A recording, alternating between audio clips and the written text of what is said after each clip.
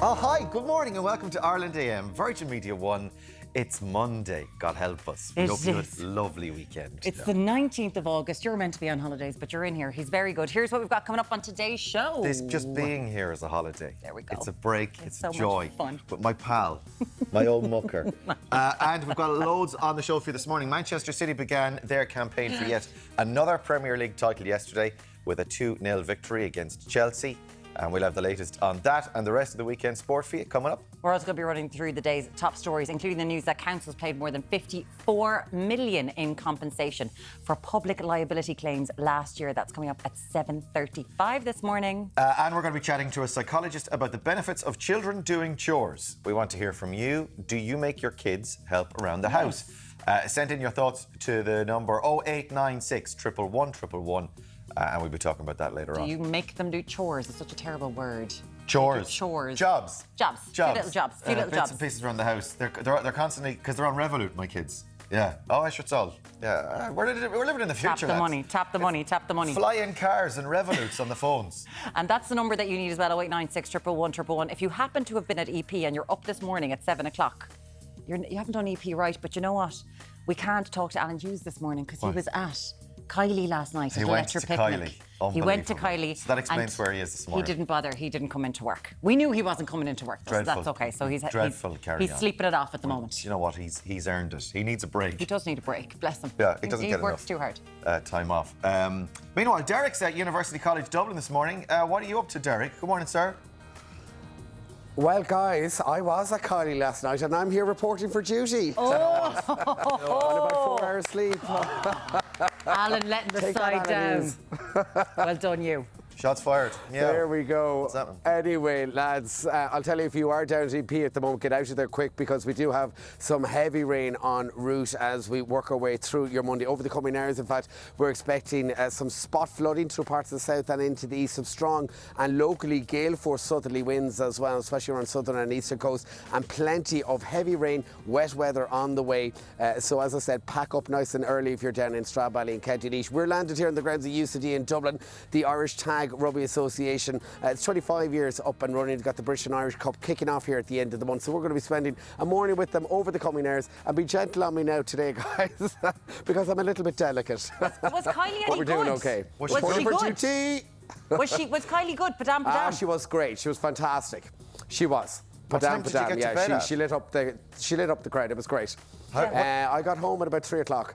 Oh my God! Fair Dirty play, chop Jake. out. Fair play. That's dedication. Gold star. Best Are you vocal in listening, town. Alan Hughes? Yeah, thank you so much, Deric. We'll talk to you in just a little while. Oh, God, fair play to him. Now it's time to take a look at this morning's papers. We'll start with the Irish Times. The headline there, state care for children not fit for purpose. Department of Children officials have privately warned that the government may need to consider a complete overhaul of the care system for the state's most vulnerable children due to its current failings.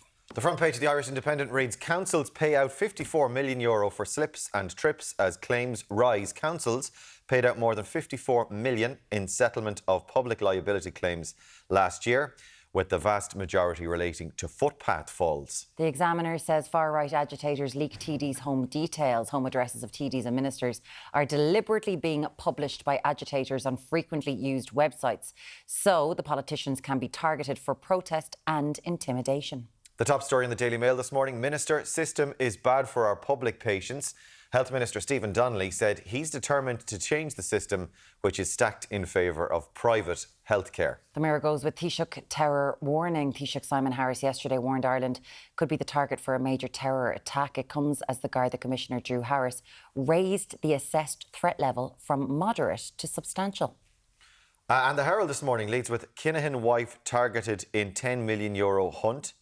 Property sales valued at millions of euro are to be examined by lawyers in a bid to recoup a €10 million damages award against the Kinahan cartel boss. The Star leads with ooh, ah, up the har. Olympic gold medalist Kelly Harrington made a surprise appearance, during the Wolf Tone set at Electric Picnic yesterday. Did you see it when she came out on stage? Yeah, I'm just... ooh, ah, up the har. I'm unsure about that. Thousands of fans chanted ole, ole, ole when the Dubliner took to the stage. And finally, The Sun goes with War of the Roses. Dahi O'Shea has been warned to stay out of Kerry if he steps into politics. Kingdom rep Michael Healy-Rae, the TD, told the Rose of Tralee host that he has everything in the world to be a good TD, but to stay off his patch. Oh my goodness Shots me. fired. That's it. That's the Gráinne Seoige effect now.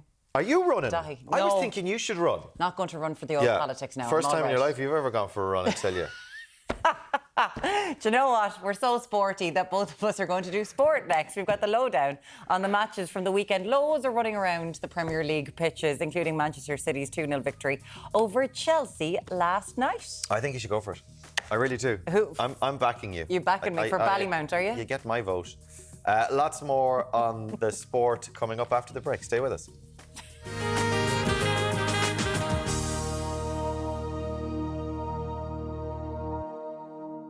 Welcome back. Do you know what?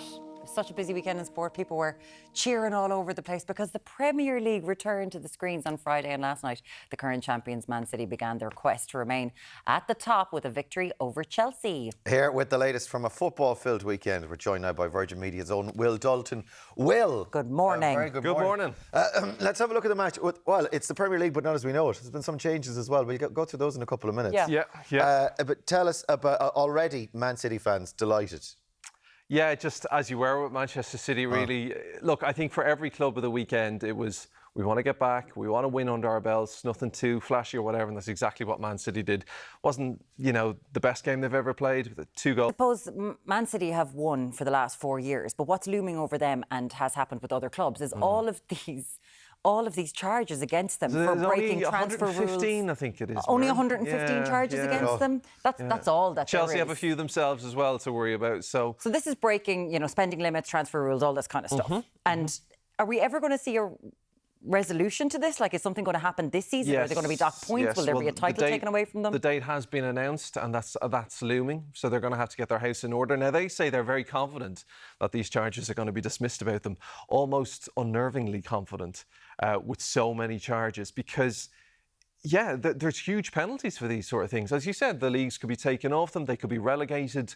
Huge amounts of money is invested in Manchester City from the owners. So we're going to have to wait and see. And if it doesn't happen, if they get off, then you could almost expect a riot from the rest of the Premier League clubs. So it's going to be a huge season, I think, off the pitch as much as on it this year. It's going to be really interesting to see what happens with this. But look, they've got off to the perfect start, 3 points for them, and they'll be very happy with their work yesterday. Aside from their win, any other notable mentions in terms of the games over the weekend? I think if you look at Liverpool and Manchester United, Liverpool's first match without Jurgen Klopp, that's a massive big change for them. 2-0, relatively comfortable, didn't get off to a great start in the first half, but eased it off. Manchester United, Ten Hag said the club weren't ready to start the season, but they got a win as well, just about against Fulham. An awful lot being made of the fact that Liverpool, under Jurgen Klopp, he didn't really want to make substitutions. He liked to keep people on, but that he was, substitutions were made at half-time. They're like, oh, this is a new style of play. He's not afraid to kind of go in there and change the way Liverpool do things. Yeah, well, it's been a bit of a strange season because you don't know how he's going to operate. And usually when a new manager comes in, they like to freshen up the place, buy a couple of their own players who they've been...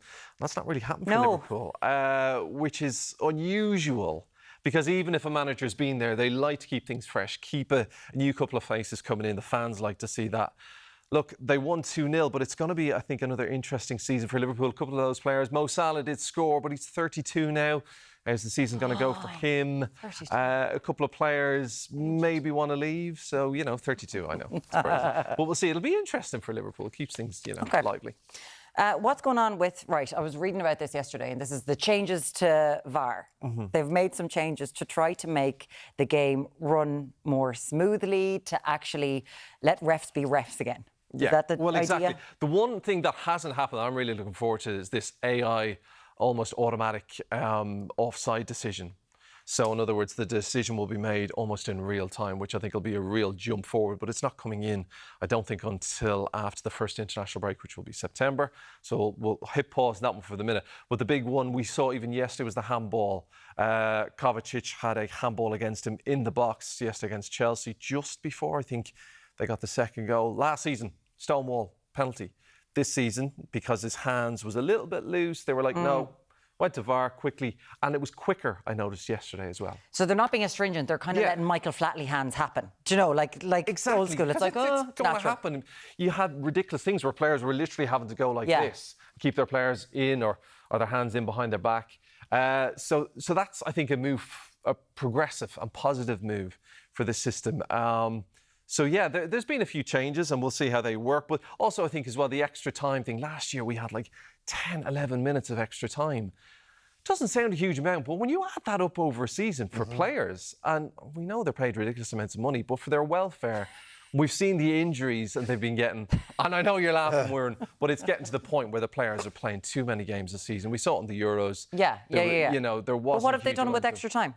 Well, they're taking, so the stoppages, they will only start, I think it's after 30 seconds, the decision-making process. So it'll be quicker. Yes, I think there was only 5 minutes added on at the end. Okay. Which, again, for the substitutes, it's meant to be 30 seconds and all this. So hopefully less added time on and a quicker, I suppose, way to get the VAR done, dusted, and move on with the game. Yeah, rather than slowing things down. The fact that they got a decision pretty quickly yesterday, is that using new technology, or they just happened to get it done quickly? No, I think they're just streamlining it. I think they're going, right, VAR is only going to intervene now for certain circumstances when the decision has been definitely wrong. Okay.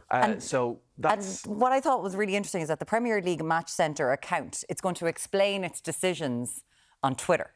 Yeah. Oh, perfect. What a reasonable place to be explaining I meant to check decisions. this yesterday, but I wonder have they turned replies off on like that. you'd want to be like, there's like no one's going to have a decent response to this on that place at all. Yeah, it's you're going to have a perfectly reasonable and rational exchange of views.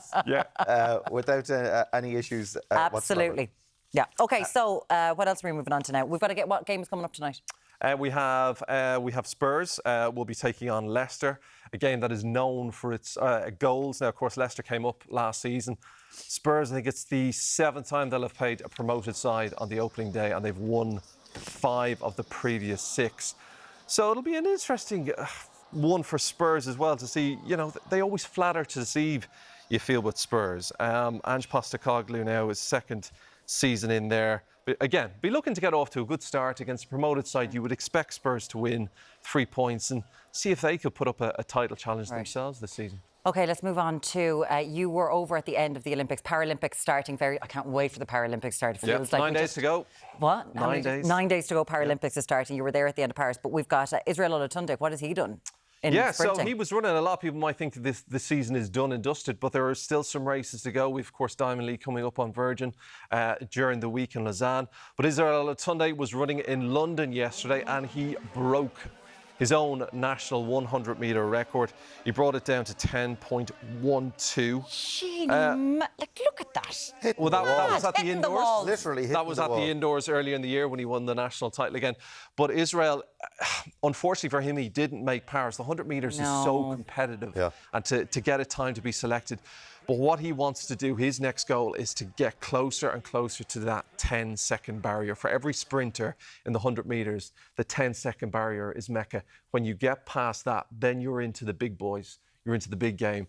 And he's making progress. Closer, because it wasn't a good year. You ran 10.40 in the Europeans back in June, which was kind of disappointing. Right, okay. Only made the semi-finals. Okay. And you want him to be kicking on now. And that'll be a huge boost for him towards the end of the season. So he's at 10.12 now is his current score.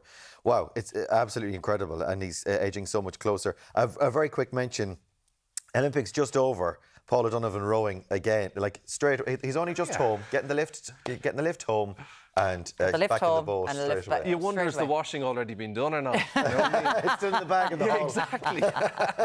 And he's back out in the lake already. And again, through the heat, and you just think, well, he might be a little bit off, he might be a little bit tired. Not really. 7 seconds between him and the rest of the field. Unbelievable. In the heats. 7 seconds. This is at the World Rowing Championships in Canada. Yeah. So he's got 7 seconds between him. Yeah, he's not tired. He's ready to go again. More medals for the taking. We've got Olympians coming in a little bit later on. We've got Philip Doyle and Dara Lynch are coming in, and there's thoughts because Fintan McCarthy and Paul O'Donovan for the next Olympics, I know we're looking far ahead to LA, because they're getting rid of the lightweight, could be going up to the heavyweight, and they could become a 4. There's talks of this already. Yeah, well, it'll be really interesting to see what those lads do, because it is such a commitment. You know, I spent a morning with Dara, and Philip, and they're two great characters as well. You're going to have great fun with them. Two very different characters as well. So, yeah, like talking to them then, it was kind of like, what do you think, guys? And they're going to go, oh, 4 years, 4 years.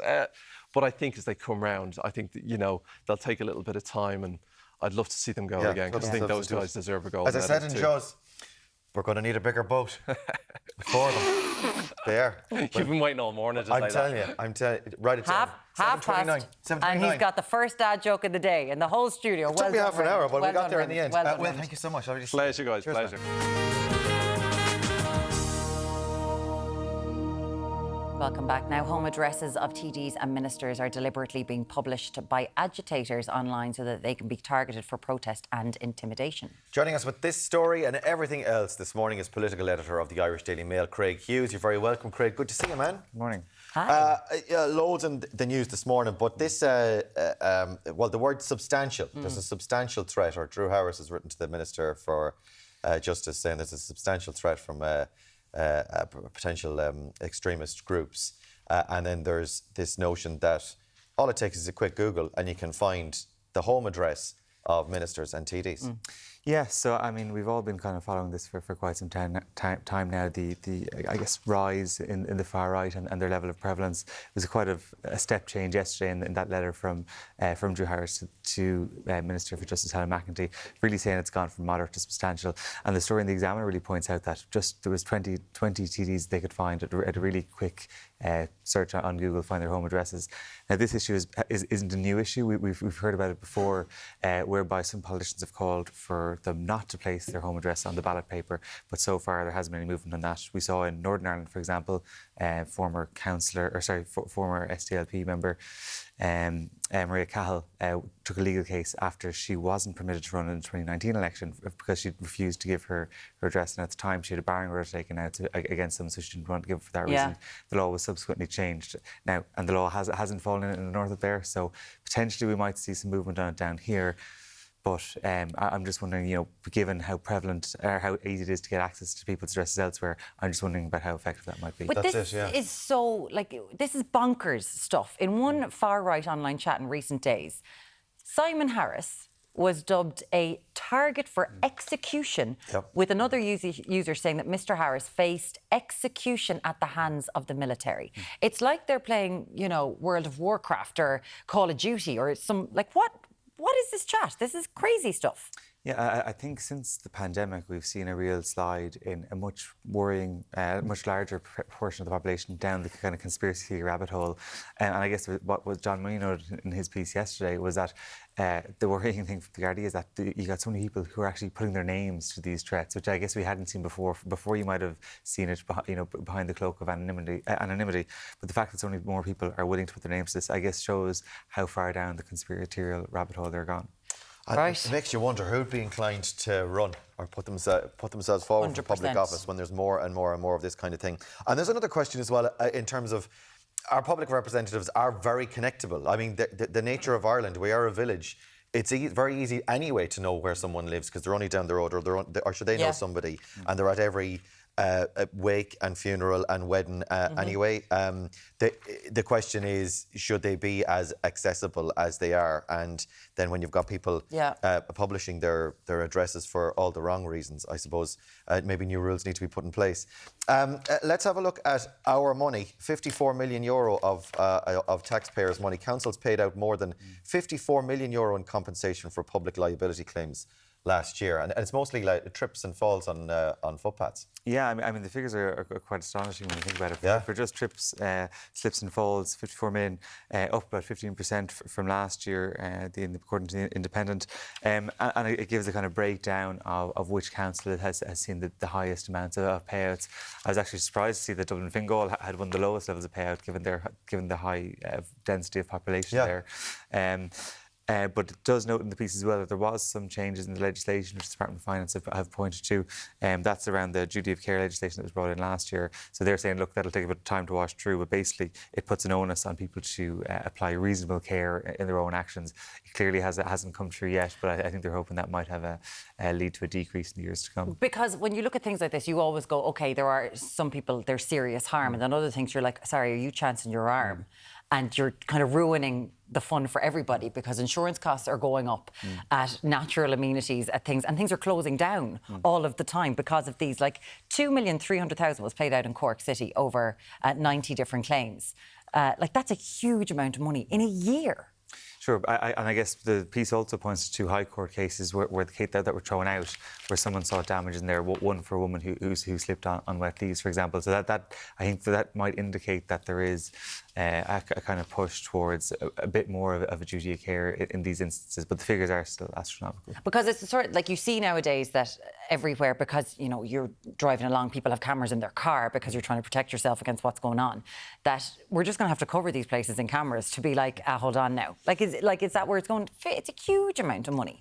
It is quite a lot of money. I guess it's difficult when you think about. I guess look, the onus is on someone to prove that the council were involved in that regard. Yeah. But a lot of the times for the council, it might make sense to settle quickly to avoid the high legal costs that they encounter if they challenge. Warren was using the example of Cork with 2 million, but you've got around, like you've got more in Tipperary, 2 million. Donegal is nearly 2 million. Millions and millions being Galway nearly 2 million. It's astronomical amounts, and like you say, fingers crossed that the legislation does wash through and makes a difference.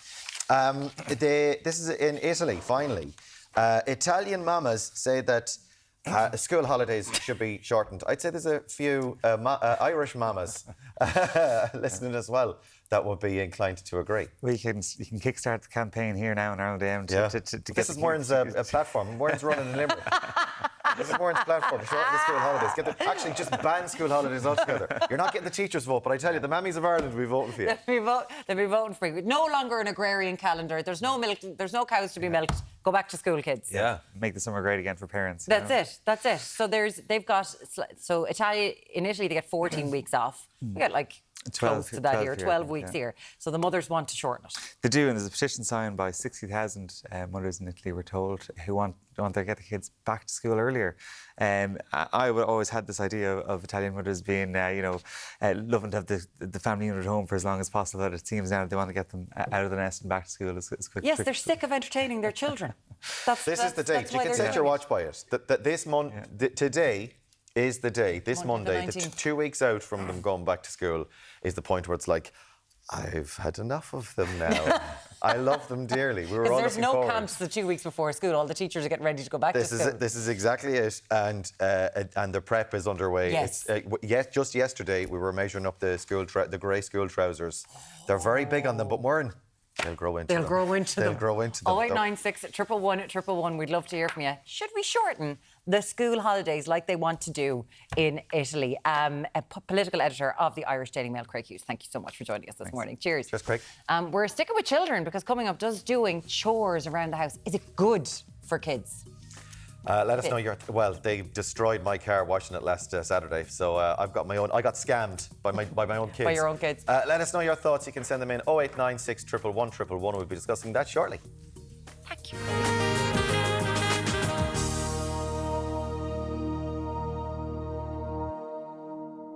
Welcome back to Ireland AM. Now, chores. Jobs.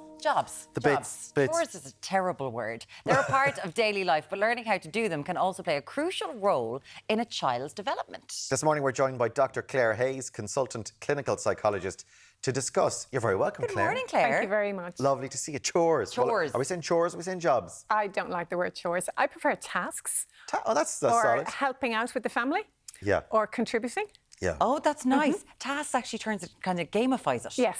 Oh, that's a good idea. Yes. Chore is a terrible word, I agree. Yeah. It's a kind of a have to, I don't want to do it. It's straight away, before we do anything else. It's, ugh.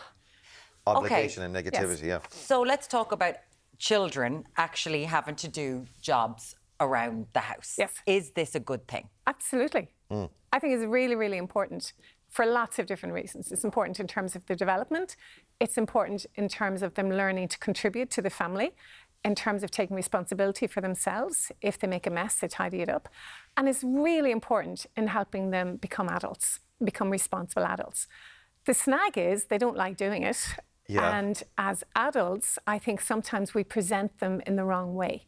We call them chores. And we make children have to do them. So it becomes pressure, it's a drag. And a lot of parents are busy, as we know, and they run out of time and they end up doing them themselves. So the children learn, actually, they're nagging me to do it, but I don't have to do it. So it's not the children, it's back to us as adults, changing what we do. Okay.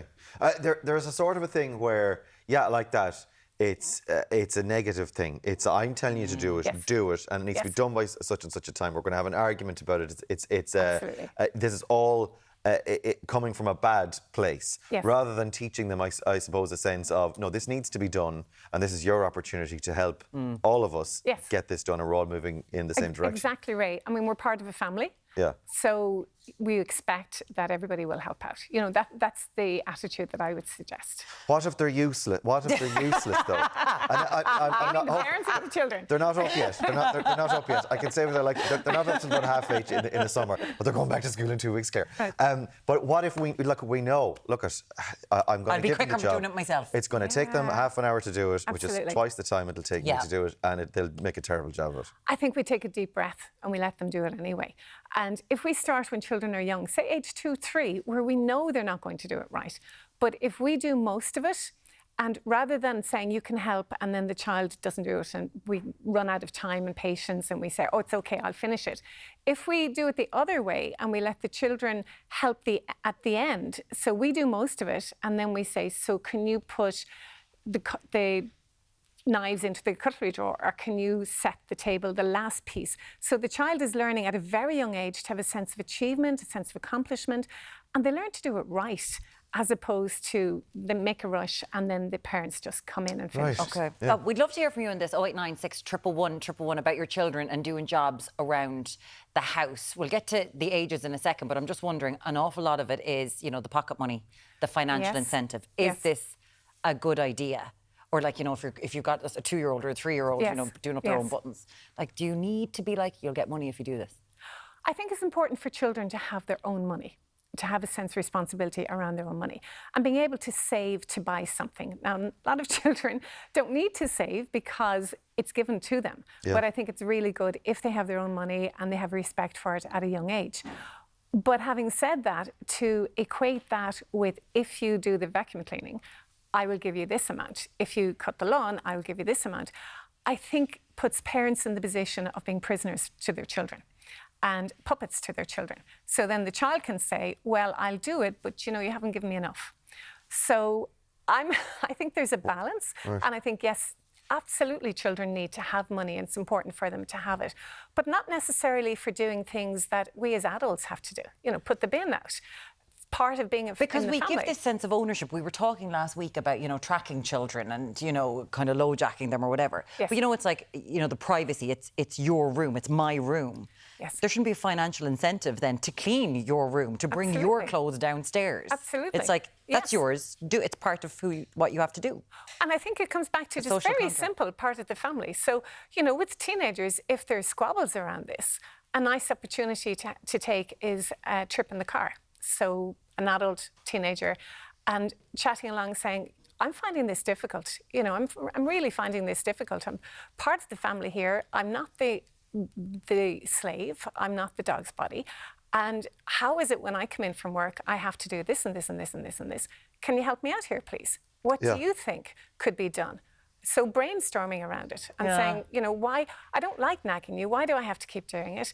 And really having a conversation away from the home, away from everybody else, in a place that's easy. You know, in a car, it's easy to have a conversation like that. Yeah, it's very easy for all of us to fall into just habits of allowing it to be taken for granted that, oh, the table will be cleared, the dishwasher will be emptied. Yes. Whereas there are things that just need to be done that aren't actually transactional or that aren't, you know, it's a great idea to teach kids. Yeah, if you do this work, you will get paid for it. But loading and unloading the dishwasher is not. It's not part of it. It's not work. It's also a social contract. Yeah. And this buys into actually greater society when they're out in the world. Yes. Being like, well, you're a part of this society, you have to kind of do the right thing, right? Yes. And we all know that there are adult children who come home at Christmas to families and they revert back to the way they were as children and teenagers. So they refuse to empty the dishwasher or whatever it is. And their partners are looking at them like, what? You know, you don't do that in my house. What has happened? What is Who's this going person on? I married? Yeah. I'm conscious we're running out of time, but my boys are 10 and 12. And I've missed the boat. I might as well just write them off and have another 2. At what age should we start introducing chores, and what are age appropriate Please don't chores? hold me responsible for that. Well, that's it, Claire.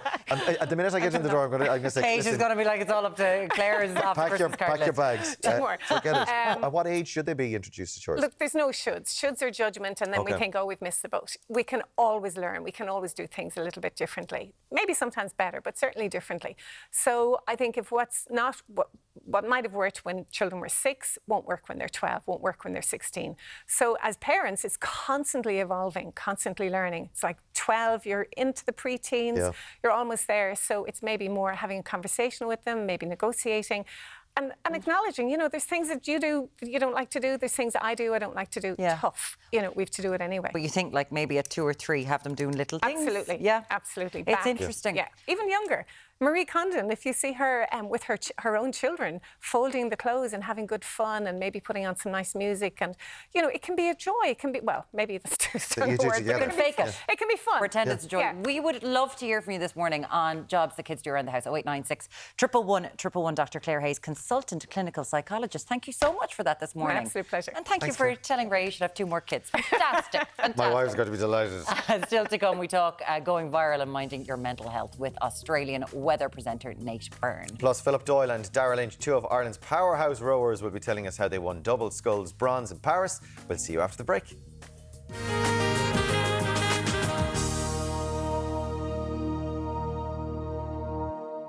Now it's time to take a look at this morning's papers. We'll start with the Irish Times. The headline there, state care for children not fit for purpose.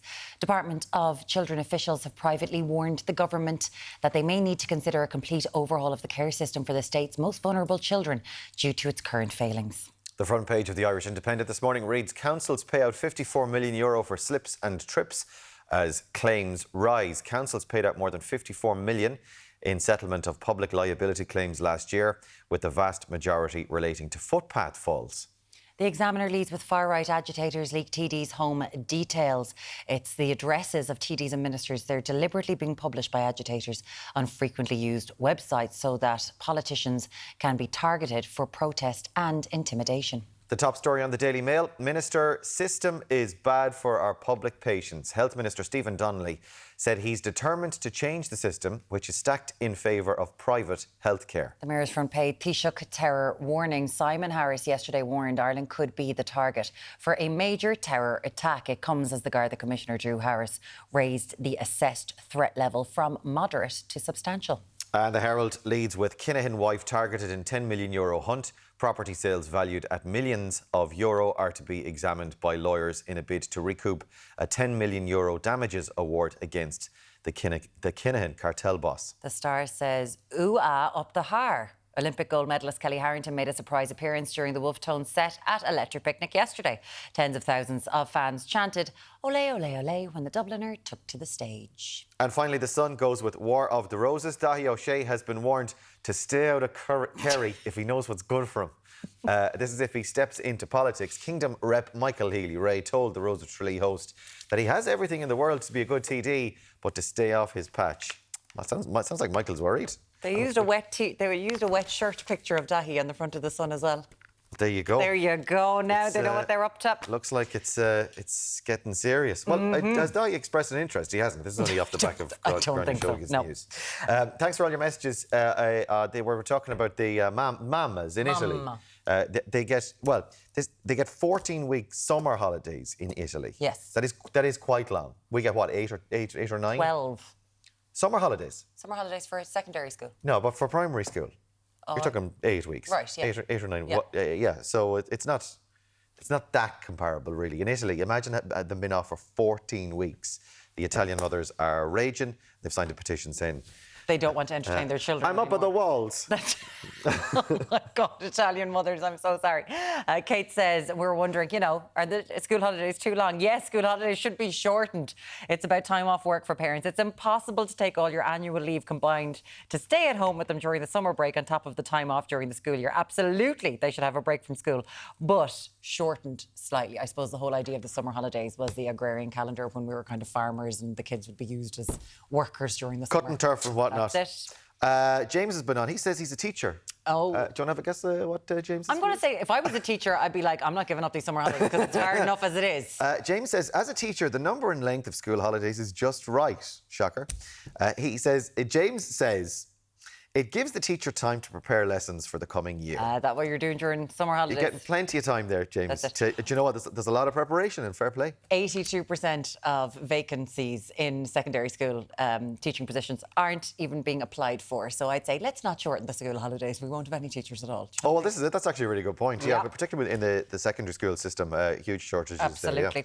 Yeah. We were talking about household chores is an American word. We've decided here that it's jobs. Jobs around the house.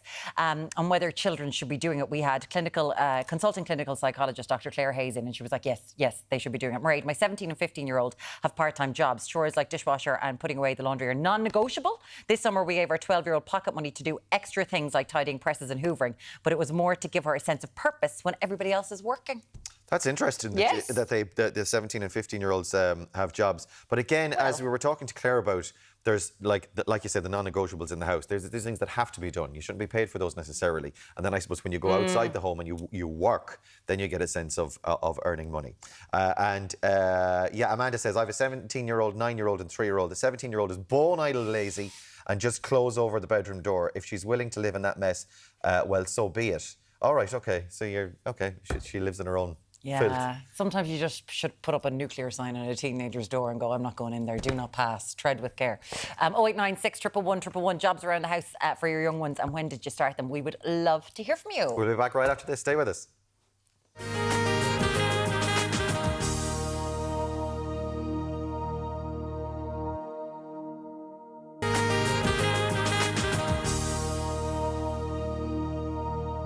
Welcome back. Now, in a video that went viral last week, Australian presenter Nate Byrne, he experienced a panic attack while broadcasting on live TV, and he had to finish up early.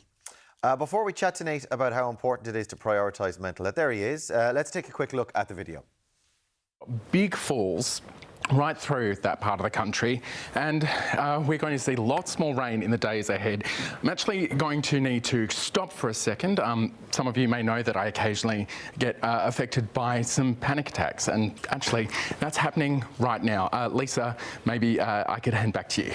You certainly can, Nate. And Nate wrote a great piece on the ABC online website about this, and I reckon we might re-up it because it's fantastic that he has been so open and transparent about it. And the response when he first wrote about it and spoke about it was that everyone said, oh, thank God, Nate's not perfect. We thought he was perfect, but actually he's now sharing something. So we'll put that up and you can get a little bit of an understanding of some of the things that go on with our brains and our bodies when we're doing live television. Good morning from Canberra. Nate Byrne, how are you? I'm very well, Murren. How are you? It's lovely to have you here because, I think all of us saw that last week, and I suppose we're working in the same industry as you. We were like, oh my God, how did he do that? That wasn't the first time it had happened to you, Nate. So can you tell us what exactly was going on? Yeah, okay. So for me, it's a bit of a weird thing. I can't really think myself up into a panic attack, at least not solely. For me, there's a physical element, a very definite physical element. The first time it happened, I was told to run into the studio because you know what it's like doing breakfast television. Things fall over. All of a sudden, they're like, oh no, we need to go to whatever we can go to. And weather's usually a pretty convenient thing to just chuck on while you fix stuff in the background. So I'd run in, was a little bit out of breath and was trying, a tiny bit out of breath. And I was trying to, control my voice for our presenter voice. And in doing that, I think I forgot how to breathe properly. It kind of starved my brain of oxygen a little bit, and it went, nah, this isn't right. But that wasn't actually my first panic attack. The next time I was at the wall was when it happened. And just seeing the words in the screen, in the auto cue, here's Nate with the weather, was enough for my whole body to have a reaction, a real fear reaction. I was shaking, sweating, heart pounding, just everything screaming at me to run. So that was the first time around, and I managed then to say, don't put me on air, this is not good, and we worked around it. This time though, it was happening on air, and I noticed that we didn't have a shot to go to. There wasn't a clean shot that we could get from a camera, and I knew that it needed to be as smooth as possible, and the only thing I could do to communicate to everybody was just to say, hey, this is happening right now. You know, so our directors could make sure that the camera was right, and our presenters were ready. And wow, what a great job Lisa Miller did. Yeah, I was just make it as smooth as possible. I was just going to say, well, two things. One was the fact that you, even though you were in the middle of it, you'd still manage to communicate it very clearly to the point that you'd be like, oh, I would have had no idea, but for the fact that he's saying it. And then I wanted to ask you about Lisa's reaction. Obviously, she was aware that you had experienced panic attacks before, but do you have a protocol in place where Lisa will know that you might throw to her, so she's prepped or she's ready to go? Because she was seamless. She was much more seamless than either of us could ever imagine doing. Yeah, more seamless than me, I reckon, as well. I mean, she comes with decades of experience doing this kind of stuff, and 5 years specifically on our show. And actually, thank goodness that happened this time last week, because it's her last day on our show on Friday, and we are going to miss her so terribly. As it turns out. Look, essentially, my entire team knows. The first time I had a panic attack on air, because it happens to me roughly once a year, give or take. I forget that I shouldn't run into the studio and something happens. But there are a few breaking points in my weather where, you know, it wouldn't be unusual for me to hand back. So I've done it before seamlessly. The first time that happened, both hosts were together and the other host picked it up. Lisa thought that I was dying. She thought I was having a heart attack. And that's when I realized, wow, I actually need to tell the people around me that this might happen. So now anyone that comes to the team, on the presenting side of things, certainly, I let them know, because at any point, you know, we might be we've got 5 people in the studio at any one time, potentially, and we're handing back and forth. So everybody knows that if I do a quick throwback, it could be because I need it, and be ready. Not that it's every day, though. I'm just wondering, like, in your life, when these panic attacks started, because, you know, you're a physicist, you were in the Australian Navy for over 12 years. You have been on warships, Nate. So, like, I've been on deployment to the Middle East. Yeah. So did you have panic attacks then? Nope. No, never. So this happened in my 30s after living in incredibly stressful situations. I mean, when I was in the Middle East, was in the Arab Spring in 2010.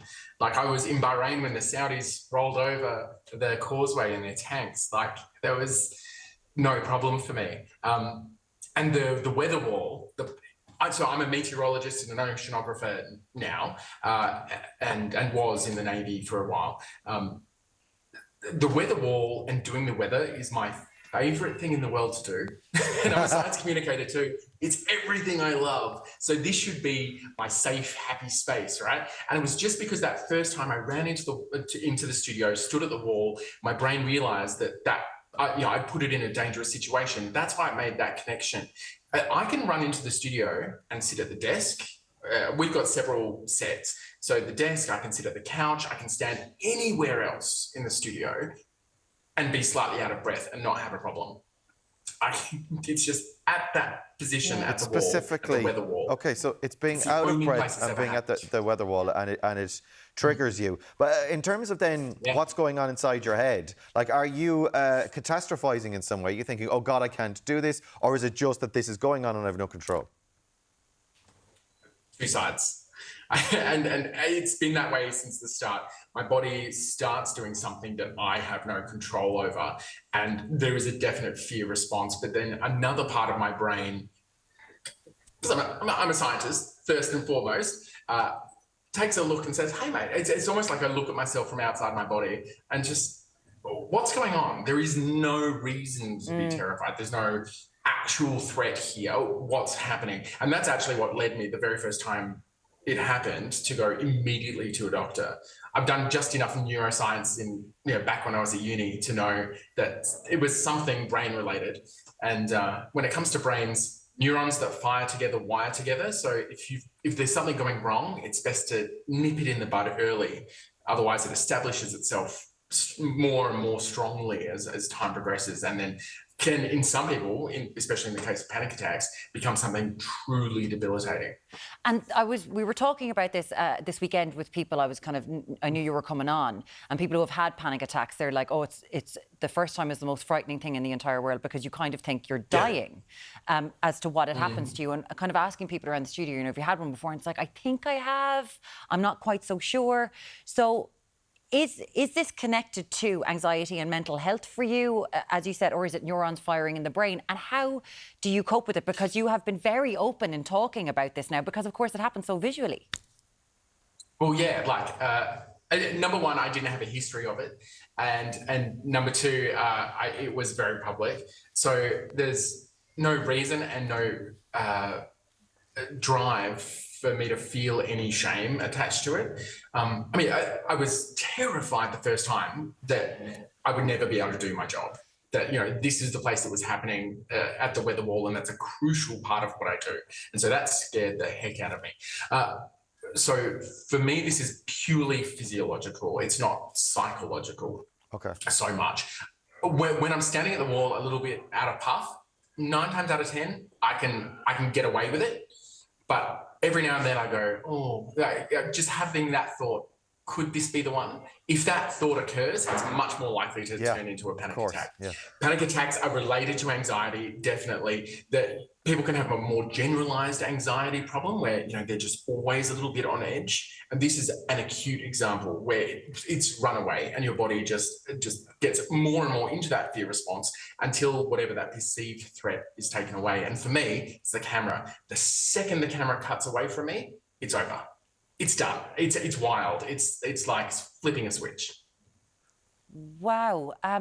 It's so, because I know, like, people who are kind of watching this, who go through it, again, we said it can be so debilitating. You've had a lovely reaction from people who kind of are like, thanks a million. I didn't realise that I've had a panic attack before. Yeah. Some people didn't know they've had it. Some people didn't know that they could talk about it. It's really quite incredible. And also, a lot of people don't know there are some really simple things you can do about it. For me, in the first instance, it was a medication. Get this, that morning that I had my first panic attack, they took me off air for the rest of the show because obviously I wasn't in any fit state to be on telly. So I went to the doctor and I got given something called a beta blocker, which is a drug with very few side effects that manages to separate the physical response from the panic attack. And I was back on air that night covering the evening news. That's how effective that could be. And then I don't take those regularly. I have other coping mechanisms and techniques when I feel the very first edge of it coming on, like little physical things I can do that you can't see on television, and they help a lot when I'm having a very low level, start of a panic attack. So there's a ton of stuff you can do. You don't have to live with it, and you certainly don't have to feel any shame about it. Talking is I think, the best thing you can do. That's to the people that matter around you, and to doctors as well. Yeah. And it's so valuable for people to know that, because I'm sure there's a lot of people even watching now going, oh, I couldn't talk about it, or geez, I'll keep it to myself, I won't even mention it. And there's this guy being broadcast all over the world. Well, thanks for your honesty. Thanks for talking to us. And pass on our congratulations to Lisa. She sounds like an absolute legend. Oh, she is an absolute legend. If you ever want a bit of taste of Australiana, by the way, check out the ABC and have a look at her show, Mustard Dogs. It's the cutest thing ever. And yeah, that woman, I don't mind saying it all the way to the other side of the world. By the way, I have Irish family, so, we guessed with this. We got it with the Byrne, and the being able to pronounce Murren. He was right in there. I was like, he knows what he's at. Cheers, Nate. Nate Byrne, thank you so much for joining us. Thanks a million, Nate. See you later. That's one shot.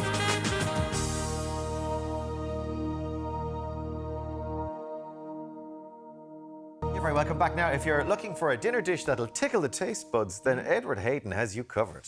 Edward, good morning to you. Good morning. And tell us, please, what you're making. Now, I'm making a gorgeous crispy pork belly with a beautiful satay sauce. to tickle your taste buds. I haven't put the two together ever before, but I love an old bit of pork belly. No, and it is lovely. And I've just cooked a little bit of rice there this morning to go with it as well. So what I say is, obviously it's a two-pronged attack because they're separate. So I have the pork in the oven and I'm going to make the accompanying sauce. So I'll start with the sauce. What I've got is I've just got some diced onion. So I've heated my pan there with a little bit of oil. I'm just going to put in a little bit of diced onion.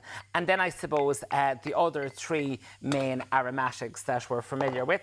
So I've just got some garlic there chopped. I've chopped it quite roughly because I like this sauce. This sauce, when you taste it, there's a bit of texture to it because I'm using the crunchy peanut butter as well. So I have a bit of texture into it. I have a little bit of diced ginger there. And of course, ginger is really, really nice. And I often think underrated because it brings those lovely warming undertones to a dish. And then I've got a chilli. There's a couple of rogue seeds in there, but by and large, I've taken most of the seeds. They're for you, you're rogue. The rogue They're for ones, you, you're rogue. Someone always goes rogue. That's it.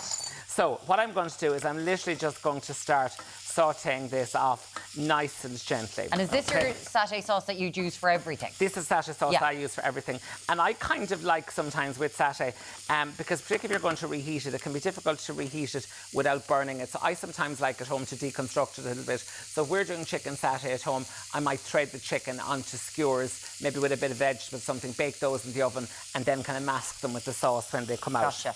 So I'm going to leave that sauteing away there just for a second, and I'm going to go to the pork, which is really, really nice and simple. So I've just got some strips of pork here, and I'm just going to build the marinade in the bowl. Is that okay? Yes. So what I've got is I've got a little bit of sweet chilli sauce.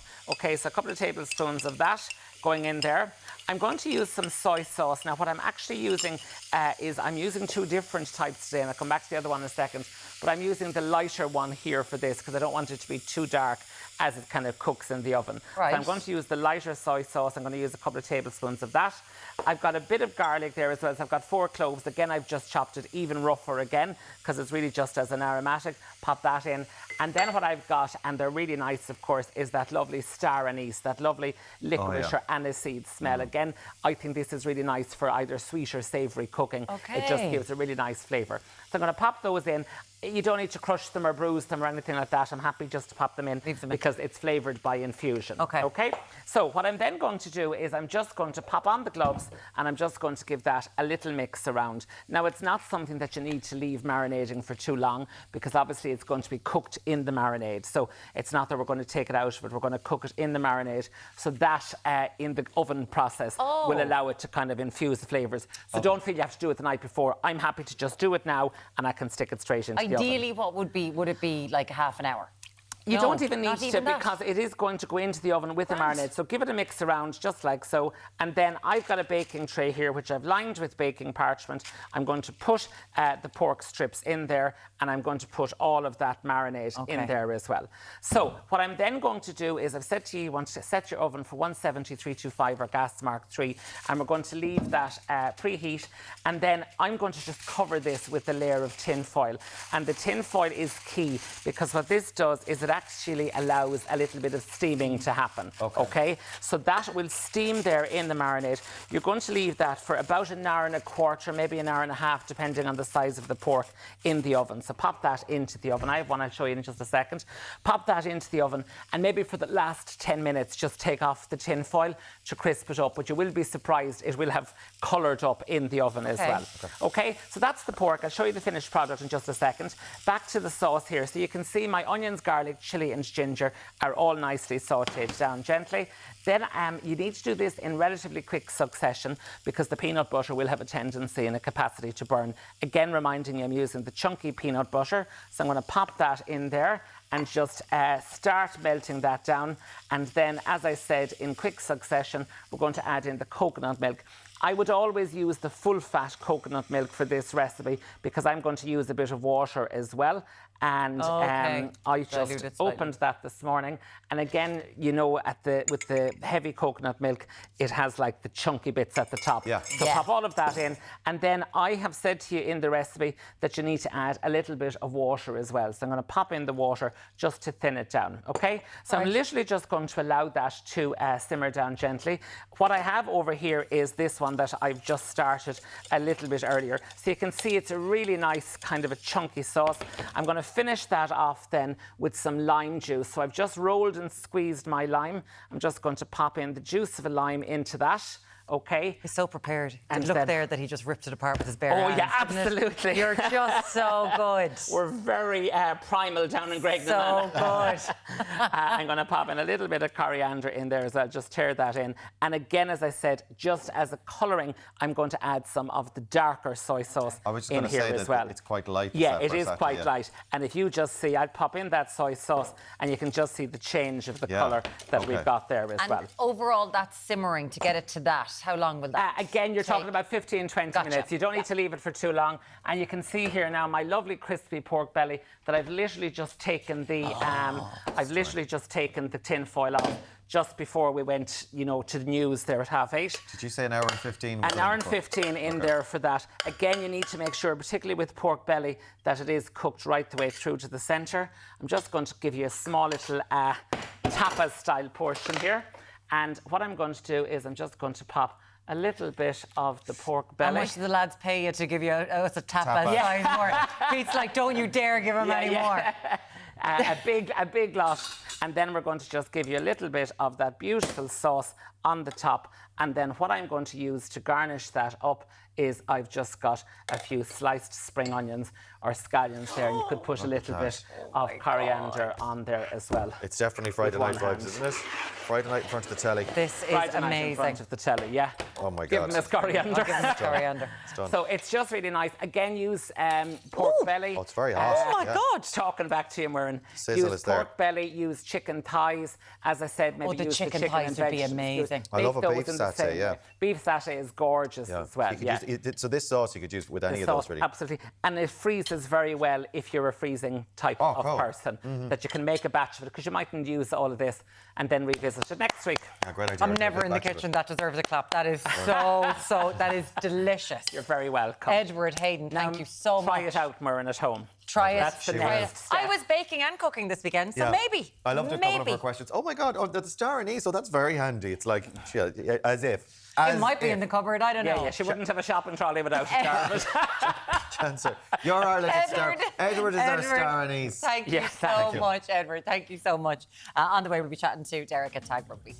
He'll be practicing his skills after the break. Stay with us. I'm eating this.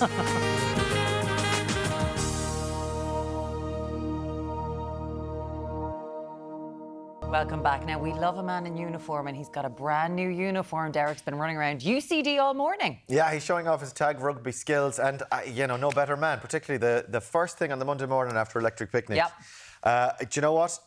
I'm jealous. I tip of the hat. Are we going out? There he is. There he is. Hello, sir. Looking good. Yes, guys, fresh from frolicking in the fields down to Electric Picnic in Strathavalley in County Laois. We've landed here in the bowl in UCD here in Dublin, and we're celebrating all things tag rugby here this morning. They've got a massive match at the weekend, a massive cup match as Ireland take on the UK, Britain. We've got Jack and Vanessa here this morning. Jack, first up, you're celebrating, actually, you're coming into your 25th year of tag rugby. Morning, Deric. Thanks for joining us. Sunny morning here. Good morning for sports. This is the 25th year of Tag in Ireland through the Irish Tag Rugby Association. It started out as a small thing just based on one rugby club as a way for people to keep fit outside of rugby season, and over the years it's grown into a year-round thing. We play in schools, we play in clubs, we play in sports centres, and all types of people play it, so not just people taking an off-season for rugby, get people taking off-seasons from other sports, people who've never seen a ball that shape, and it's something for everyone. I mean, you've grown, and the sport in fact is quite big now. There's over 15,000 membership. Yeah, we have about 15,000 active adult members every year, and that excludes stuff we do in schools, stuff we do with younger people, people who play outside of our network. So it is a big sport, it's a participation sport, it's no experience required, mostly social. Most of the game is about just picking up a ball and staying fit and meeting people, so there's something for everyone there. Vanessa, how did you get started in it? Yeah, so I actually got started through my girlfriend. I used to play football or soccer, and I was looking for something else just to keep me fit, and she was like, oh sure, just come down and see how you like it. Actually, I loved it. It was really good crack. I played with a mixed team, and I actually still play with a mixed team, so yeah, it was good fun. Jack, explain to us, how does the game actually work then? So people who are familiar in any way with rugby will probably recognise most of the game. It's actually an adapted form of rugby league where the tackle and contact elements are replaced by removing a tag from someone's belt. So we do a lot to avoid contact. You can't kick the ball over shoulder height. You can't really make any kind of physical contact with other players. And most of it is played, so most of the game is mixed. So you have a maximum of 4 men. Depending on the version, then there's either 3 or 4 women on the pitch as well. And you like rugby, trying to ground the ball over the opposition try line more times than them. Okay, Vanessa, where are you playing on the pitch then? Oh, I like to play on the wing. Yeah, catch a ball, run fast, do some fancy. I was going to say, are you fast? I'd like to think I am. Obviously, you have a big match then coming up this weekend, Ireland taking on Britain. Yeah, so it's actually great. There's 2 days over the weekend. We get to play about 5 times, my team, mixed seniors. So like twice on the Saturday and 3 times on the Sunday. So it's really good fun, and there's lots of games throughout the whole day because, as Jack was saying, there's like men's teams, women's teams, mixed teams. So it'll be good crack, yeah. Yeah, so we're talking 11 teams in total, Jack, representing the country. Yeah, it's a serious business, and people put in a lot of effort. Most people here were training until 6 p.m. yesterday in Portlaoise. Different activity in Portlaoise than in Stradbally. Yeah, but that was the 10th time. People have given up a lot of weekends. They play tag throughout the week to stay qualified, so they put in a huge amount of effort. There's a couple of categories that are new, so we've never had an under 23 men's or women's before. We've got the men's 50s playing this time, so you've got everything from like 18, 19 years old to 61 is our oldest player. Yeah, and we met Greg earlier on from South Africa, and he's still playing, he's fighting fit and he loves it. Yeah, a lot of those guys have just they've come back into playing tag in the last few years because they're looking for something to stay active, and rugby is what they knew. They grew up playing rugby, they played in clubs until they were in their late 30s, and they're looking for a way to stay involved, and it's cool. I mean, we have it across women's teams as well, we have it across mixed teams, just a way to stay involved. Obviously Britain are the title holders at the moment. They won last year, right, Vanessa? I don't know, my memory might be a bit hazy about that. Yeah. I know, it's always really great to play against them. It's always really competitive, and like, you know, the players from playing them year on year, and obviously last year we played in London, so it's really nice to be able to play this year at home here in UCD, so like hopefully people can make it up to support. All right, and Jack, you're looking for lots of people to come down and support you, as Vanessa mentioned. Yeah, it's free for people to rock up to UCD, and they can pop in anytime from 10 to 6 on Saturday or Sunday. We're also streaming it live on our YouTube channel, 2 pitches out of the 3, so there's plenty of people to watch. And look, it's free. I mean, you can pop by, you can walk the dog, and just pop in for an hour or 2. And support Team Ireland. Well, speaking of support, we have a little bit of a challenge here this morning. A little bit of a challenge. Girls, are you up for a challenge?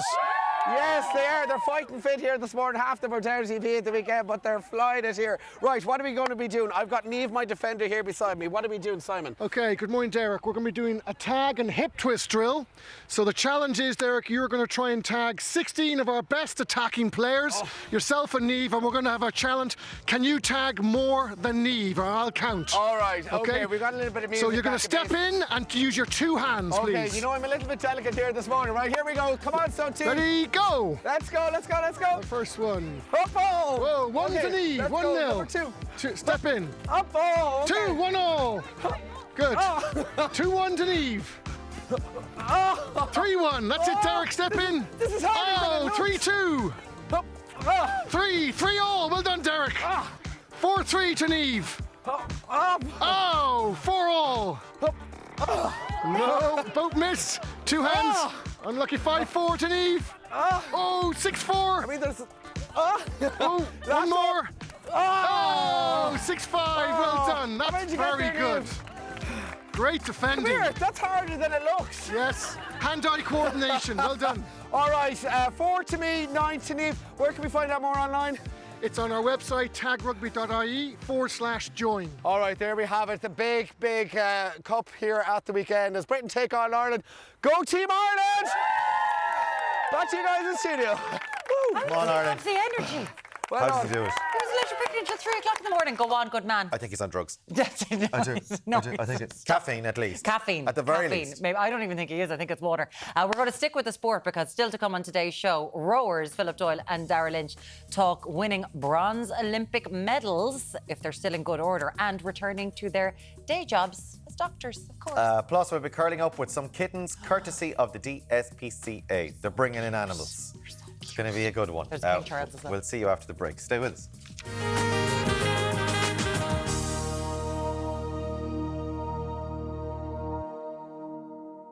This week week on Ireland AM, we've teamed up with Breast Cancer Ireland to give away a His and Hers Fitbit and entry to the Very Pink Run every day this week. The 2024 Very Pink Run is back again with an option for participants to take part in either one or all three of our physical Very Pink Run live events.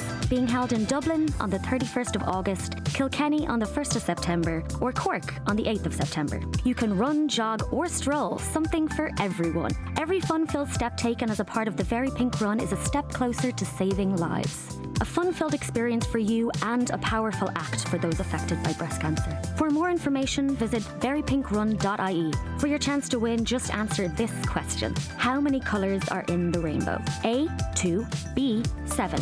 To enter, call 1550 999 333 or text WIN to 57199. Best of luck. Indeed, very best of luck with that one there. Now we've got some messages from this morning. Yeah, we were chatting to Nate Byrne, the Australian weatherman, a few minutes ago. You might have seen his video where he has a panic attack. He's in the middle of doing the weather. He's just about to do the weather on the news on ABC TV over in Australia. And he has a panic attack. He excuses himself and he hands over to his co-presenter. And he's very honest about it. He's very cool, very honest, very frank about his experience of panic attacks. And it seems that his colleagues and co-workers, they all know what to expect and they all know to be on standby and to take care of him, which is lovely. Audrey says, you don't know when it's going to happen. This is panic attacks. I was walking down the road one day and I just sat on the ground and couldn't see anything around me. Thank God my auntie was with me. I wouldn't like it to happen to anyone. It comes out of nowhere. That was one observation that, like, you don't... Well, he knew his triggers. He knows that the two things are if he's slightly out of breath, as in rushing in to do it, and the other specifically standing in front of the wall, which is a big thing for a weatherman, I imagine. But the first time it happens, it just sounds like...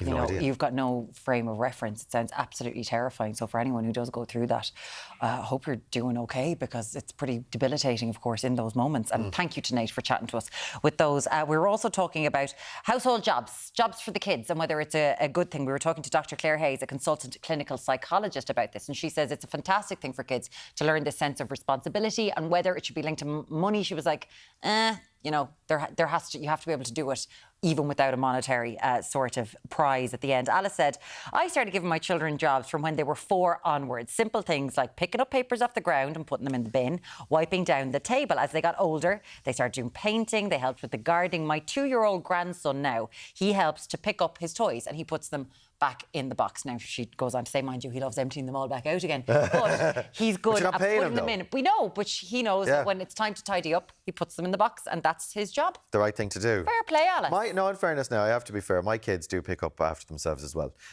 Once I've been shouting at them for 20 minutes. 20 minutes? Would you pick that? Once it reaches the point where, Daddy's really going to lose his mind, that's the moment that they pick them up. But their mum, like, you're the one who kind of makes them do the jobs, is it? Because there's always a good... Like, my mum never made me do anything, I don't think. Oh, really? Your mum was a soft touch? Yeah, she was a total soft touch. Well, that's the thing. Well, the dynamics with the parents is always a funny one, isn't it? Because, definitely... well, for instance, my wife was out yesterday for a few hours and stuff got done. Because you made the kids... Yeah, stuff. And it wasn't I was making them do it. It was like, this has to get done. Whereas once my wife is in the house, it's like they just turn into zombies. They'll lose all initiative and the capacity to think for themselves. Because Mum's home. Mum's home. Mum will do it. Mum will do it. Mum will do it. As always, thank you so much. There's loads of texts to get through. We'll get back to them in a little while. Thank you for sending in. After the break, we've got 2 Olympic medalists in studio. Philip Doyle and Dara Lynch are stopping by. Will they have the medals? What? Will they have the medals? They better have the medals. So why do we book them then? We'll talk to you in a while.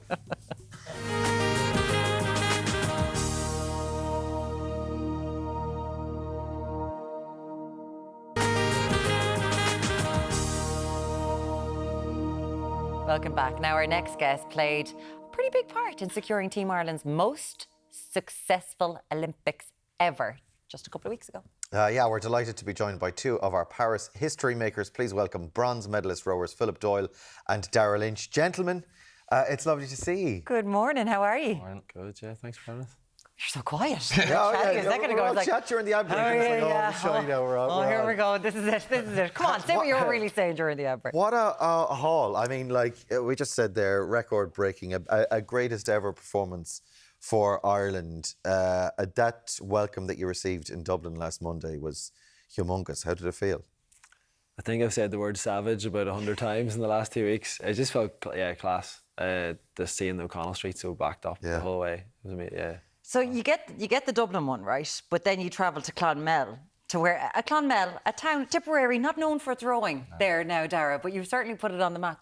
What was the Clonmel homecoming like? Because you went as well, Philip. So what was it like, Dara? It was a lot bigger than I was anticipating anyway, but they were supporting me for the whole week really, but I was unaware of the sport. There were big crowds showing up to, there it is. Look at this, like. Yeah, there were big crowds showing up to watch all the races, but yeah, we did this. We showed up, and after we did our talk and all the kids wanted our signatures, and we were wondering why they wanted our signatures, but You were wondering why, as an Olympic bronze medalist. Why do these kids? Are they making me sign a contract? What's going on here? Yeah, but I didn't have a signature. So yeah. Giving away the medal. I was just putting my name on the sheet, and there's Phil's big fancy signature, but yeah, it was crazy. That was a doctor's scroll. Yeah. What was the story? Was it a psychological thing that you were sort of you were living in your bubble? You weren't kind of focusing? Because honestly, we were watching videos from Clonmel for the entire time, and it was humongous what was going on. Yeah, I think it was more they probably didn't want to put too much pressure on me and show so many people watching, but. Yeah, straight after the race, I'd say Byrne came up to me showing me, did you see this? Yeah, it was amazing. Yeah, I think we were kind of inside here going, I bet you they haven't paid for a pint. There's one thing you haven't paid for. They're lashing out chicken fillet rolls at you. For it? Did you get a free chicken fillet roll? Did you get a free chicken fillet roll? Yeah, down in, yeah. I was sitting there for a second going, I was jealous of your free chicken fillet rolls. Yeah. Chicken fillet rolls on... For free. Yeah. If you want to get in Dara Lynch's good books, give him an old chicken fillet roll, that's all good. Has it actually sunk in, Philip? Because this is... you're part of the most successful Olympic team we've ever had. Yeah, it has actually, to be honest, over the last few days. And I've been down to, my auntie has a little creche in the town I'm from, Banbridge, and the kids came out, and I came and visited them before with the World Championship medal. I met them the other day, and I was kind of like, I used to go to this little creche. Like, I used to go there to the place, and all the kids were out, and it was just like they were showing them the medal and stuff. That's when it was really like, geez, this is a full cycle now. There could be somebody else now coming up from the bottom. So yeah, it has sunk in over the last few days. Yeah, that must be pretty special. Even just signing the autographs for kids, that they could be in a position to go, yeah, well, I'm going to give this a crack, or this, I'm going to get on the ground floor now on this. And we missed all the pizza in the pub actually because we were stuck. Signing, I was like, oh, we'll do a few and then we'll go, and then there was just, it kept coming and coming. You didn't miss the pizza. The pizza. And he wouldn't look after you for a chicken fillet roll. I got another message this morning with free pizza. So. It's all about the food. Well, you've been looked after, yeah. Well, 6,000 calories a day, you got to fill up somehow. Well, absolutely. Do we have the old medals? Come on, they've got to lash them out of the pocket. Look at them here. Oh, wow. So Dara, yours is the one that got wrecked. Yeah. That we saw the video, like it was all patinated. Yours is kind of like that. Mine has gone wrecked. It's nearly got the next level, the layer down. So the next layer down. Yeah. They've started studying yours. Yeah, they're using mine so I want to keep mine, but they want to take away for research. So they want to take away for research for why it's going. Can I? Yeah, of course. Like they want to see what's wrong with the medals. What's wrong and why they're patinating like this. This is across the board on the bronze ones? Just the bronze, yeah. Okay, right. Some of the gold, but not too many. But the bronze seems to be a chronic issue, yeah. Okay, so you said to me when I put this on during the break, you were like, you can't put that on, you're never going to win an Olympic medal now. Yeah, well... I think that boat has been rowed. And now you've got a good excuse, at least. There we go. Tell us about the race, gentlemen.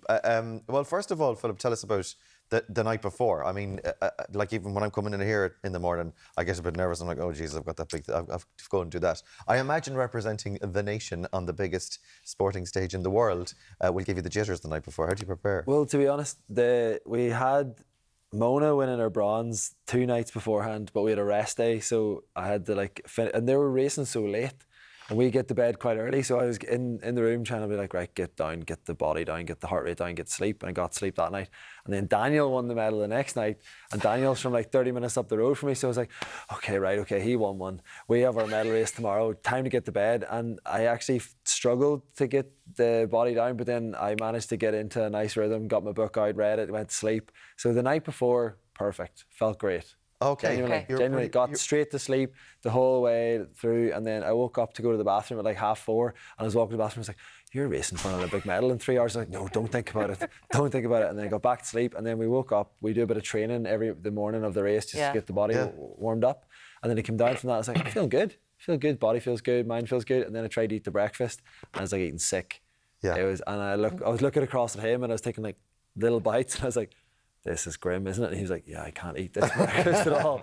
Were you that nervous? Well, see, I thought I'd be nervous for other races, but then for this one, I was like, no, this is real, like real nerves. I was like, you haven't actually been nervous before. You've just been a wee bit butterfly. Whereas like this is proper nerves. So like the breakfast was very hard to get down. Yeah. It was so exciting watching you. Like, Dara, it was so exciting, leaping about the place. Like, it's so good. How was the actual race itself? Do you remember it? Like, I think the waiting around was by far the hardest because it's a week long. So you do your heat. We knew we were good enough to perform. Did the semi. We knew we were good enough to perform again. And it was just the waiting around. And I think once you hit the water, it kind of all goes away. You've rode those strokes a million times. So it kind of just becomes second nature. And especially in rowing, you get so tired that like all the senses kind of shut down. So luckily you have to just go into the stuff that you're used to. But compared to every other race we have done, it was obviously the crowd was about, well, yeah. Oh yeah, we normally 6 have or 7 times what we usually are used to. More. Yeah. We normally Did that have, motivate you? Because even compared to Tokyo or whatever, it'd be like, yeah, there's people around. Yeah. Our teammates are like around. it felt kind of like the lake closed in a bit over you, but I don't think it really puts you off or makes it better. What do you think, Philip? Because gives me a bit of energy, because then I'm like, sure, they're all watching. I better push on. Yeah, an here extra a little couple of bit. percent in the Yeah, tank. just a little bit more. You can kind of take the pressure on the roar of the crowd and use it a wee bit. Yeah. So I feel like we kind of do that, especially in the second half of the race, where we start coming a bit faster and faster towards the end. It keeps it going and keeps the adrenaline going, so it was nice. And when we were in fourth with 300 metres to go, we were obviously in a lot of pain, and we're like, we're not coming out of this without a medal. So. We're doing this. Yeah, yeah. Are you talking to each other in the boat? No. No, you're not. You just know that One or this is what two you have words. to do. One or two words, but That's not it. much. Yeah. What words? Are they clean? Yeah. More technical calls like moving or length, or he'll ask for like a bit more. Like he'll ask for a bit more length, or give him something on the legs for a few. Okay. Yeah. So it's technical. Okay. Yeah, technical calls. Right. I think your dad passed away a few years ago, and the night before, there's a video of your dad, and you watched that before the race, did you? Yeah, I kind of tried to keep that to myself, but I was he used to work for the BBC, and they asked me, and I let it slip. But yeah, the night before, and I haven't watched it since the week after. But yeah. But you do a lot of this you mentioned your mother, that for years she has travelled around watching you row, sometimes by herself. Yeah. Just what, like, and that's a huge motivation for you, thinking of the sacrifice. Yeah, well, I'm an only child, and she's on her own now, so she would always try and get a friend to come. So it's usually a different friend to every race. So it's nice for her. She had family and cousins and everyone there for this one, and I don't think she's still stressed watching it, but it was nice for her to have that big group, a huge big group. She went out with all my cousins for a meal during the week, and I was kind of gutted I missed it because I seemed to have the crack. But yeah, you were getting ready to win one of these. Yeah. Yeah. So I felt it did pay off. Yeah. More pressure because the cousins had paid for flights and hotels over to watch me than everyone watching at home. They'd be invoicing you if that was the case. because your cousins will tell you straight up, oh, you didn't even win a medal, and I went all the way to Paris. Gutted, yeah, it wasn't worth my while. Yeah. So what's next? Well, you're still. It's only been literally a wet week since you're home. You're still decompressing. Where are we next? What's happening after this, Philip? For me, well, if I can get my UK medical licence back, I'll head to work, and then I go and just going to go back and be a doctor. I have my friend's wedding this week, so as soon as I get that, then I can get organised, and then I think Dara has a few I'm off plans, to a wedding too, actually. You're off to a wedding too? Yeah. Do you have any other? Because you went to Yale. Yeah. In America. So, I'm going over to America for the wedding. You're going over to America for a lot wedding. of my friends are actually getting married. They get married young over there. Yeah. Yeah. And then what's the plan? What's the future plan? What's going on? Are you going to medical school too in Ireland? We'll see. He got in. Yeah. He got in. But you've done. You did your economics degree. Yeah. We have it's 4 years away. There's been It's so a long much. time, yeah. There's been so much chat now about, obviously Paul O'Donovan is over in Canada doing the World Rowing Championships at the minute. Yeah. About heavyweight groups, about the four of you joining together in LA, and you've just won a medal, Philip.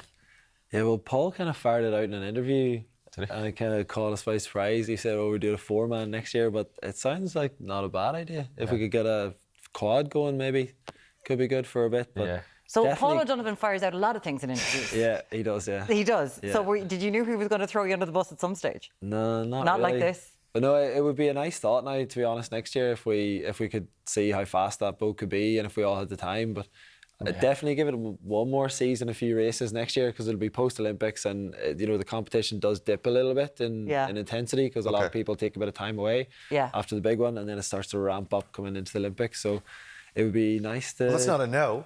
It's not a no. That's the 4 of them. It'd be nice to test that idea out now. They're confirming it. It's a pleasure meeting you. Dara's looking, giving me daggers. He's like, I don't know what I'm doing. I'm going to a wedding. Leave me alone. Don't ask me about anything else. Philip Doyle and Dara Lynch, bronze medalist from the Olympic. It's such a pleasure. It's so cool. It's amazing. Thank you so much for coming. We really appreciate it. It's covered in makeup. Sorry, man. It's not. It's covered. That's what Fake it is. tan. That's been the problem.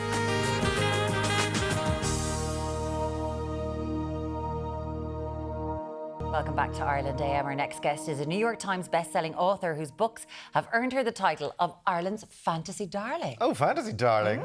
Here to chat about the release of her latest book is Sarah Rees Brennan. You're very welcome, Sarah. Darling, good to see Sarah. you. Darlings, it's good to be here. Well, lovely to finally meet you. This is Long Live Evil is your new book, and it's something of a pivot for you because you've made your name as a young adult, darling. But this is adult. Tell us a little bit about it.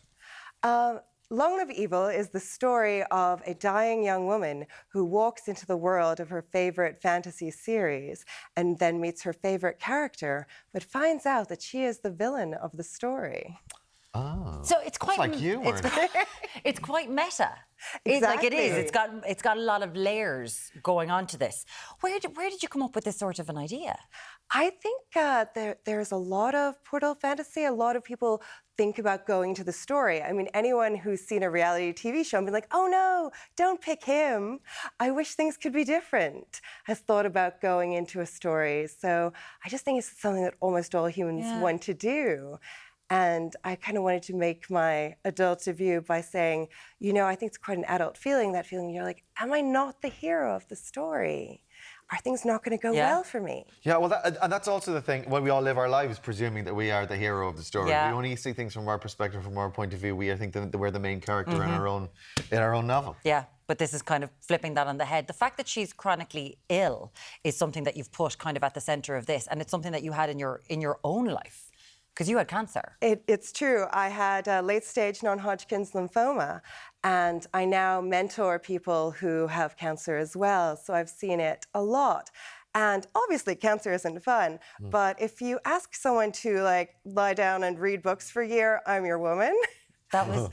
But how did you deal with that? Because you were, like you said, late stage. So, prognoses were kind of bad. They were, but non-Hodgkin's lymphoma is one of the good kinds to get if you get one. Okay. And I really did find so much comfort in stories. Yeah. And then I started this book during the pandemic, seeing that book sales had gone up, seeing that people were like, oh, I've watched all of the Netflix. And being like, when you're in trouble, you do escape into stories. What if that was literal in Long Live Evil? Yeah, that's really interesting. Tell us then about your managing your diagnosis. I mean, did you throw yourself into work in terms of I'm going to create this world that is a total distraction from how terrible life can be? I was kind of too sick to work in anything, and I wasn't sure that I was going to be able to go back to writing. Really? Because your writing really falls off a cliff when you get sick. Yeah. And a lot of people were like, oh, she's done. She's over. Really? Did you? Was that your own feeling, or was that something you experienced? Oh, it's something I heard. Oh, really? Yeah. Something you heard? Oh, yes. What was that like? Oh, very strange. The first convention I went to, someone was like, oh, Sarah, I thought you were dead. Oh, my God. Wow. But then that did lead me to think about defiant celebration. Yeah. The thought of being like, what if we were wicked and we had a lot of fun? Anyone who's seen a Disney movie knows that the villain song is always the banger. So kind of coming back in and being like, surprise, you thought you'd seen the last of me. I'm here.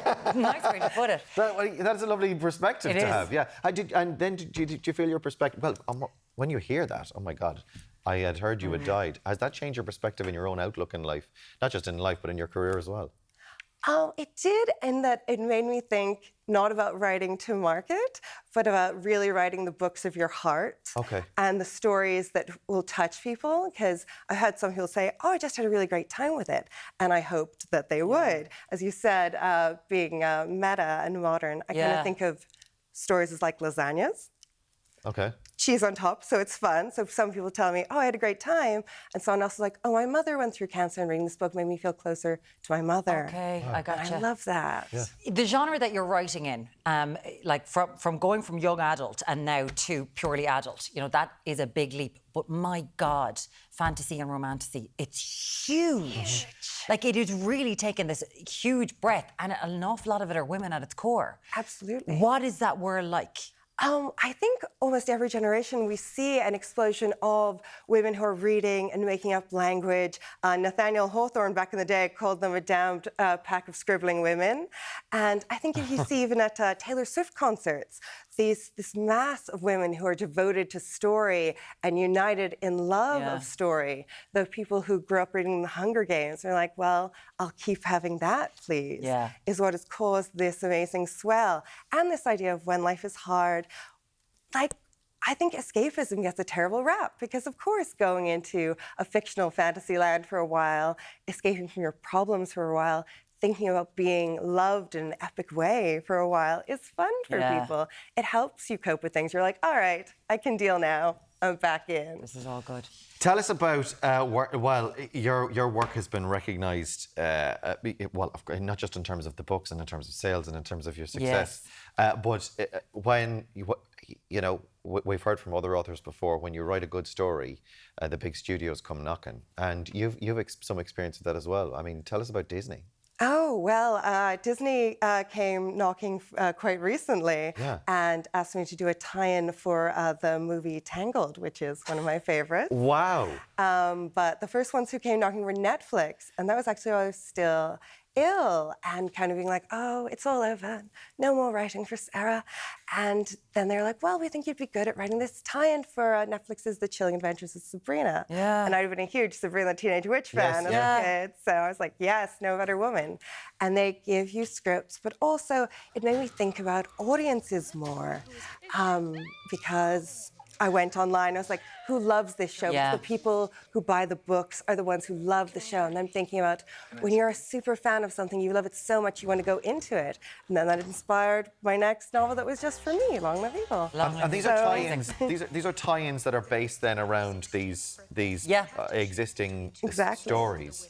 I imagine then you need to be quite mindful of what it is that what they love, what the fans love. Do the studio, like let's say Netflix, they're like, don't step away from this, or do they come to you because they know you're so good at what you do?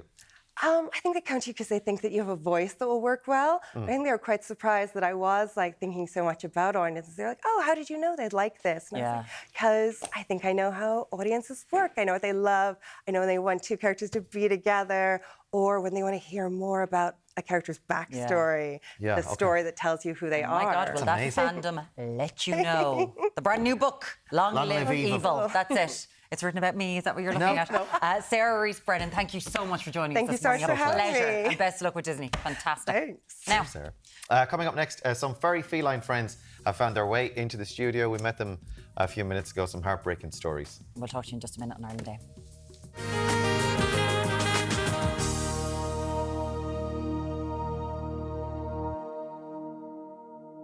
Welcome back. The realities of pet ownership don't set in for some until it's too late, and animal charities around the country are seeing more and more abandoned cats and kittens.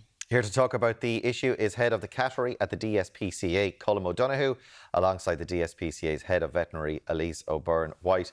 Thank you both so much for joining us this morning with our furry friends. This is Phoenix and Faith. Phoenix and Faith, and we heard about Phoenix's story earlier on. Phoenix had been burnt by someone. Set on fire. Yeah, unfortunately, when Phoenix came into us a couple of months ago, she was in a bad way. She'd been set on fire. And so she had extensive burns on the left side of her face, severe damage to her eye.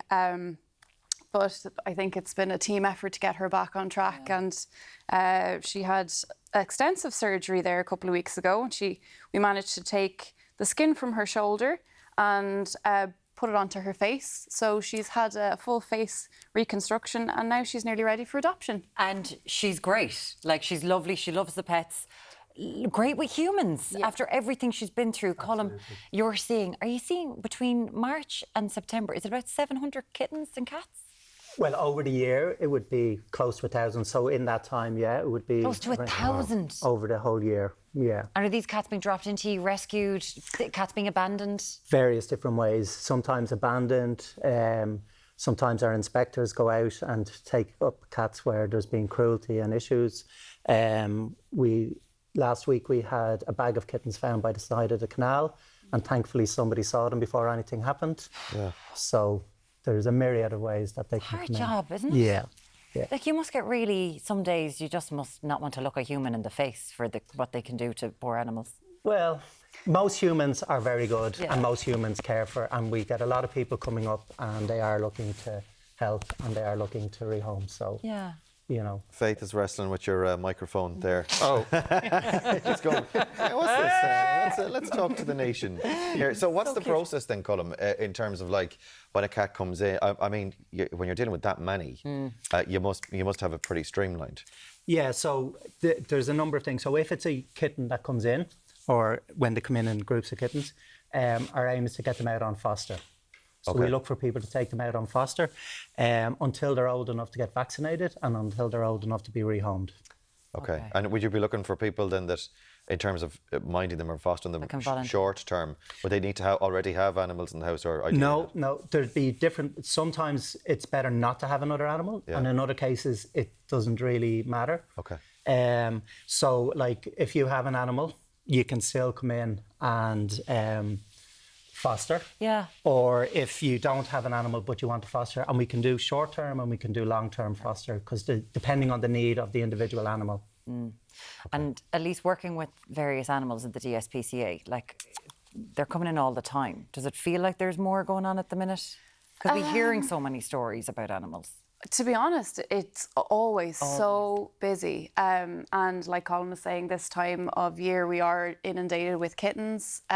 So that's taking up a lot of our time. You know, we can get 3 or 4 litters in a day and there could be 7 kittens in each litter. So you're nearly getting 28 to 30 kittens in a day. And they're not all in good health. Obviously, they're coming from different backgrounds, so they might not be vaccinated. Some have cat flu. Some are just being abandoned, so they might need to be bottle fed. So it's a huge variety of animals that are always coming in. But at the moment, we do have a lot of kittens. So like Colm was saying, anybody who's interested in fostering can make a huge difference just with the numbers. Put up your hand to get in touch with the DSPCA. When you say particularly now, it's kitten season at the moment then, is it? Yeah. Okay, so you can sort of time it, but is that window sort of moving at the moment? Yeah, that's correct, because so normally cats kind of breed towards the early spring, so kind of just as the weather starts to get warmer, so that their kittens are born in the summer and that they have nice supply of food. Hi, darling. But now, because of climate change, it's getting warmer throughout. Yeah, so the kittens are now coming through from March all the way through to October. Right.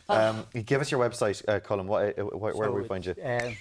www.dspca.ie, and then you'll find the form for fostering there. Okay. We think we might have a foster here for Phoenix in the studio already from someone behind the camera, we're hoping, but they're all for actually adoption, not just fostering. But they're available there. Elise and Colm, thank you so much for coming in. So many kittens available for adoption and fostering. That's all from us today.